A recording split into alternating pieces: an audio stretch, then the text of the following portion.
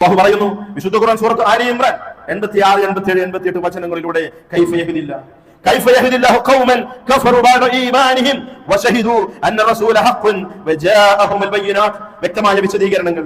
അല്ലാഹുവിന്റെ പക്കൽ നിന്ന് പ്രവാചകനെ നിയോഗിച്ചുകൊണ്ടുള്ള യാഥാർത്ഥ്യപൂർണമായ പ്രവാചകന്റെ നിയോഗം. ഇങ്ങനെ കൃത്യമായ തെളിവുകൾ, പ്രമാണങ്ങളും റിസാലത്തും ലഭ്യമായതിനു ശേഷം ഈമാനിൽ നിന്ന് കുഫറിലേക്ക് മടങ്ങിയ ആളുകൾ, അവർക്ക് എങ്ങനെയാണ് അല്ലാഹുവിന്റെ മാർഗദർശനം ഉണ്ടാവുക എന്ന് ഇസ്ലാം കേൾക്കാൻ ഭാഗ്യമുണ്ടായി. ഒരു മുസ്ലിം കുടുംബത്തിൽ ജനിക്കാനുള്ള അവസരമുണ്ടായി.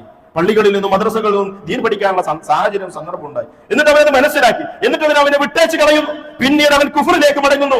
അവന് പിന്നീട് ഒരു മാർഗദർശനം എങ്ങനെ ലഭിക്കാനാണ് അല്ലാഹു പറയുന്നു, വല്ലാഹു ലാ യഹ്ദിൽ ഖൗമൽ ളാലിമീൻ. ഇത്തരത്തിലുള്ള ദുൽമ കാണിക്കുന്ന ആളുകളെ അല്ലാഹു സുബ്ഹാനഹു വ തആല മാർഗദർശനം നൽകുകയില്ല.